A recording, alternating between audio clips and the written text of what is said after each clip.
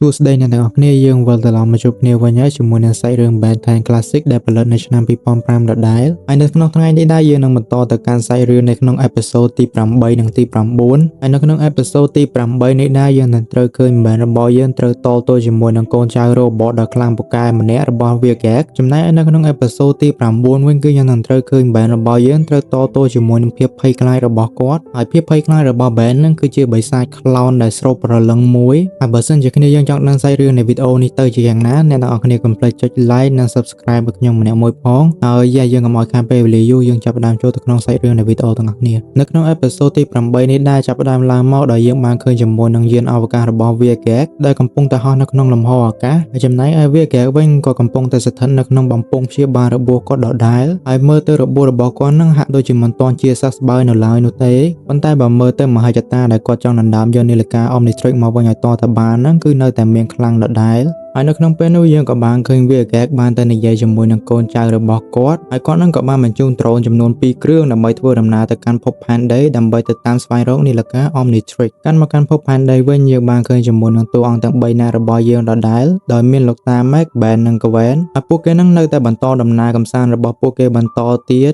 ប៉ុន្តែនៅក្នុងពេលនោះក៏មានចៅមួយក្រុមបានធ្វើដំណើរមកកាន់ទីនេះហើយពួកក្រុមចៅទាំងនោះគឺមានកម្រងថានឹងបំរុងទៅប្លន់ការ៉ាសាំងមួយនោះហើយកន្លែងទៅមើលក្រុមចៅទាំងនោះវិញគឺសុទ្ធតែជានារីទាំងអស់ហើយពួកក្រុមចៅរបស់ពួកគេនឹងគឺត្រូវបានដឹកនាំដោយនារីម្នាក់ដែលមានឈ្មោះថា Rojo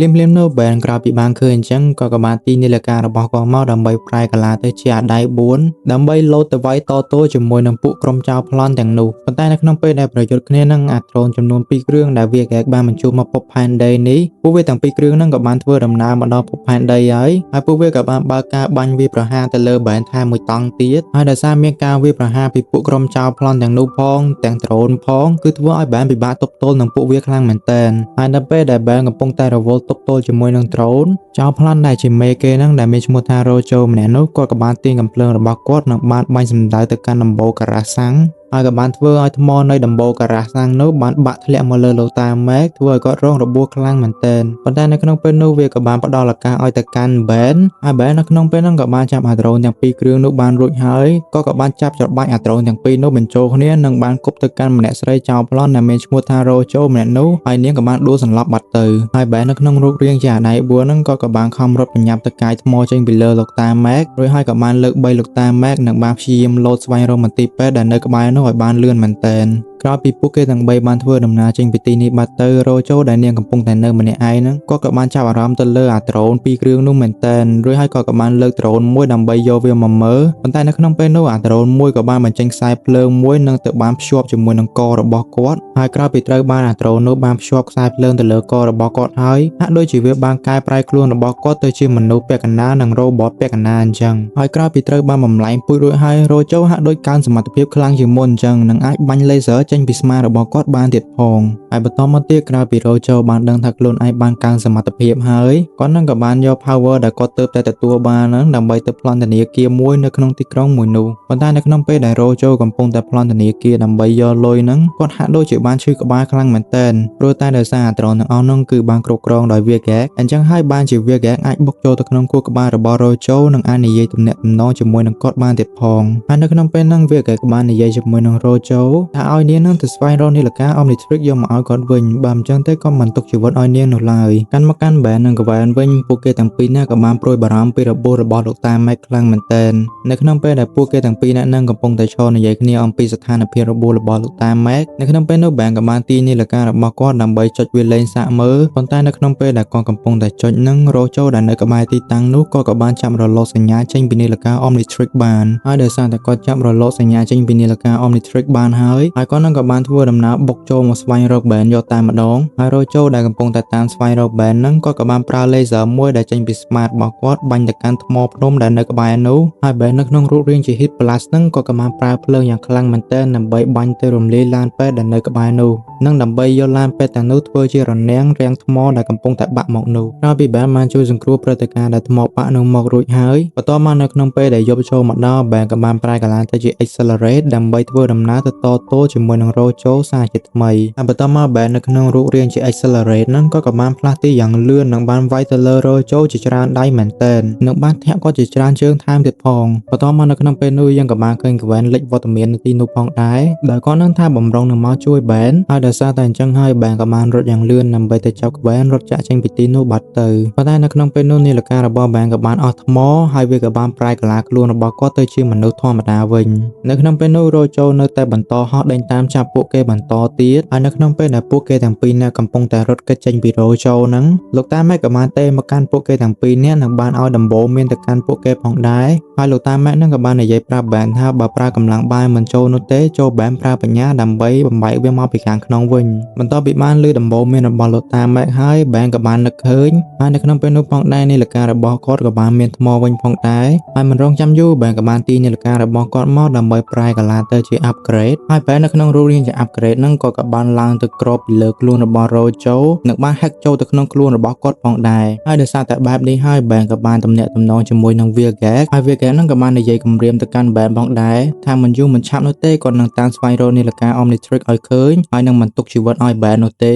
បន្ទាប់ពីនោះមក Band ក៏បានចូលទៅកាន់កាប់នៅក្នុងម៉ាស៊ីនហាត់ប្រាណមួយនិងបានចាប់ Rojo ឲ្យអង្គុយនៅហ្នឹងហើយគាត់នឹងក៏បាន hack ចូលទៅក្នុងខ្លួនរបស់ Rojo ដើម្បីទាញអាដ្រូនមួយនោះចេញពីខ្លួនរបស់គាត់ហើយក្រោយពី Band បានទាញអាដ្រូននោះចេញពីខ្លួនរបស់ Rojo ហើយខ្លួនរបស់ Rojo នឹងក៏បានប្រែកាឡាទៅជាមនុស្សធម្មតាវិញហើយបន្ទាប់ពីបានកែប្រែខ្លួនរបស់ Rojo ទៅជាមនុស្សធម្មតាហើយ Band ក៏បានចាប់3នាងយកទៅឲ្យប៉ូលីសវិញផងដែរងាកមកមើល Vilgax វិញក្រោយពីបានជួបទំនាក់ទំនងជាមួយនឹងអ្នកដែលបានគ្រប់គ្រងនាឡិកា Omnitrix ហើយគាត់នឹងក៏បានកើនកំហឹងខ្លាំងមែនទែនហើយនឹងនៅតែបដិញ្ញាចិត្តថានឹងទៅតាមស្វែងរកនាឡិកា Omnitrix យកមកវិញឲ្យទាល់តែបាន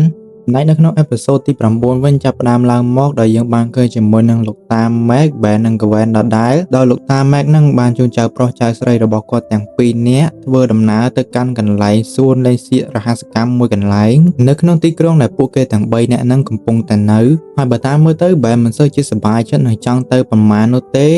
តែដោយសារតែ Gwen និងលោកតា Mac បង្ខំហើយចឹងហើយគាត់ចេះតែ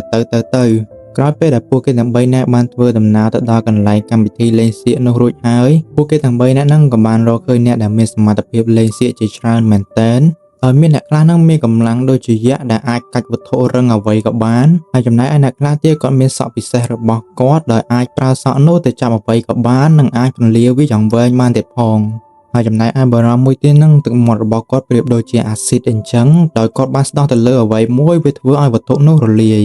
ហើយចំណែកឯបរិសចុងក្រោយដែលជាមេគេនឹងគឺជាអ្នកកំ pl ែងថ្លុកមួយឬក៏ clown នោះឯងហើយគាត់នឹងគឺមានឈ្មោះថាសម្បូហ្សូនោះឯងនៅក្នុងពេលដែលលោកតា Mac, Band និង Gwen ពួកគេទាំង3នាក់នឹងកំពុងតែអង្គុយទស្សនាកម្មវិធីបង្ហាញរបស់អបិសម្បូហ្សូម្នាក់នោះដោយមើលទៅកាន់ Gwen ជាមួយនឹងលោកតា Mac ពួកគេនឹងកំពុងតែសើចសប្បាយខ្លាំងមែនទែនហាក់ដូចជាពួកគេនឹងកំពុងតែសប្បាយរីករាយជាមួយនឹងកម្មវិធីលេងសៀកបង្ហាញរបស់អបិសម្បូហ្សូម្នាក់នោះអញ្ចឹងប៉ុន្តែបើមើលទៅកាន់ Band វិញគាត់ហាក់ដូចជាមិនសូវស្រួលនៅក្នុងចិត្តប្រមាណនោះទេដោយសារតែ Band នឹងមាននៅភាពភ័យខ្លាចទៅលើពពួកបិសាចថ្លុកទាំងនោះនៅក្នុងពេលហ្នឹង Band ក៏បាននិយាយកុហកទៅកាន់លោកតា Mac ជាមួយនឹង Gwen ថាគាត់នឹងចេញទៅបន្ទប់ទឹកមួយផ្លែតបន្តិចទៀតហ្នឹងគាត់នឹងមកវិញក្រោយពី Band បានចេញមកខាងក្រៅហើយគាត់នឹងក៏បានរកឃើញពីការពិតនៃពួកអាលេងសៀកទាំងប្រមាណអ្នកនោះដោយពួកហ្នឹងមិនមែនជាមនុស្សល្អនោះទេនៅពេលដែលទស្សនិកជនទាំងអស់បានទៅវល់ទស្សនាជាមួយនឹងការបង្ហាញរបស់អបិសម្បូហ្សូម្នាក់នោះគ្នារបស់អបិសម្បូហ្សូប្រមាណអ្នកហ្នឹងក៏បានដើរលុកលុយតាមធនាគារនិងតាមឡានផងដែរដើម្បីប្លន់យកលុយនិងវត្ថុមានតម្លៃបន្ទាប់មកក្រោយពី Band មកឃើញអញ្ចឹងគាត់ក៏បានទាញនាឡិការបស់គាត់មកដើម្បីប្រែកាឡាទៅជាអាតោ Walmart ដើម្បីនឹងទៅតទល់ជាមួយនឹងពួកជនអាក្រក់ទាំងប្រមាណអ្នកនោះហើយបន្ទាប់មក Band ក៏បានលោតទៅវាយប្រយុទ្ធតទល់ជាមួយនឹងពួកអាក្រក់ទាំងប្រមាណអ្នកនោះហើយក្រោយពីបានប្រយុទ្ធតទល់គ្នាមួយសន្ទុះក្រោយមកក្រុមពួកអាក្រក់ទាំងប្រមាណអ្នកនោះហាក់ដូចជាវាយមកឈ្នះ Band នោះទេបន្ទាប់មកគ្នាវាទាំងប្រមាណអ្នកនឹងក៏បាននិយាយគ្នាថាឲ្យរត់ទៅហៅអបិសម្បូហ្សូចេញមកងាកមកមើលអបិសម្បូហ្សូអានេះវិញដោយសារតែគាត់នឹងមាននៅម៉ាស៊ីនពិសេសអញ្ចឹងហើយទស្សនិកជនដែលបានមកមើលនៅការបង្ហាញរបស់គាត់នឹងពួកគេត្រូវអង្គុយសើចរហូតទោះបីជាពួកគេចង់ឈប់ក៏ដោយក៏ពួកគេមិនអាចឈប់បាននៅឡើយហើយនៅក្នុងពេលនោះកូនចៅរបស់វាម្នាក់ក៏បានធ្វើដំណើរមកដល់និងបាននិយាយទៅប្រាប់អបិសម្បូហ្សូម្នាក់នោះថាមានគេនឹងមករញ៉េរញ៉ៃនៅក្នុងការប្លន់របស់ពួកវាហើយអញ្ចឹងហើយឲ្យគាត់នឹងប្រញាប់ចេញទៅតទល់ជាមួយនឹងវាហើយក្រោយពីអបិសម្បូហ្សូនោះបានលឺអញ្ចឹងហើយគាត់នឹងក៏បាន បានធ្វើដំណើរចេញទៅប្រយុទ្ធតទល់ជាមួយនឹង Ben តែម្ដង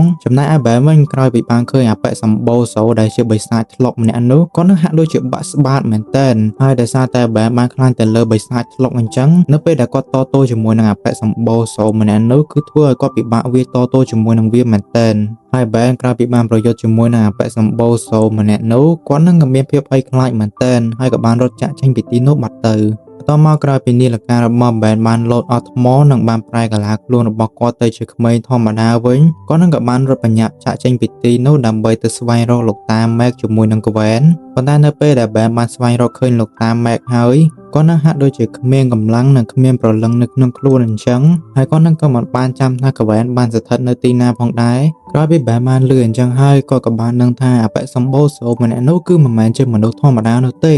ដោយវានឹងគឺជាបិសាចដែលស្រូបព្រលឹងនិងភាពរីករាយរបស់មនុស្សបន្តមក Ben ក៏បានតាមស្វែងរកពួកវាទៅដល់កន្លែងដែលពួកវាលេងសៀកថ្មីបន្តមកនៅក្នុងពេលនោះ Ben ក៏បានទាញនាឡិការបស់គាត់មកដើម្បីប្រែកាឡាទៅជា upgrade ហើយ Ben នៅក្នុងរូបរាងជា upgrade ហ្នឹងគាត់ក៏បានចូលទៅក្នុងអាម៉ាស៊ីនបាញ់បាល់មួយបន្តមកគាត់ក៏បានបាញ់បាល់ជាច្រើនទៅបង្ក្រាបពួកកូនចៅរបស់អាសម្បូរសូនោះឲ្យពួកវាសន្លប់អស់ទៅបន្តមកក្រោយពី Ben បានបង្ក្រាបកូនចៅរបស់អបិសម្បូរសូនោះរួចហើយនាឡិការបស់គាត់ក៏បានអស់ថ្មនិងបានប្រែកាឡាខ្លួនរបស់គាត់ទៅជាក្មេងធម្មតាវិញរួចហើយនៅក្នុងពេលនោះ Ben មិនរងចាំយូរគាត់ក៏បានដើរចូលទៅក្នុងតង់របស់អបិសម្បូរសូម្នាក់នោះតែម្ដងប៉ុន្តែនៅក្នុងពេលដែល Ben បានដើរចូលនឹងគាត់ក៏បានដើរជួបជាមួយនឹងកញ្ចក់ illusion ជាច្រើនមែនទែនហើយក៏ត្រូវបានបោកបញ្ឆោតជាច្រើនដងដោយអបិសម្បូរសូម្នាក់នោះក្រោយពីបានឆ្លងកាត់អាកញ្ចក់បំភាន់ភ្នែកនោះរួចហើយ Ben នឹងក៏បានទៅដល់ជួបទល់មុខជាមួយនឹងអបិសម្បូរសូម្នាក់នោះតែម្ដងហើយនៅក្នុងនោះផងដែរ Ben ក៏បានរកឃើញព្រលឹងមនុស្សជាច្រើនមែនទែន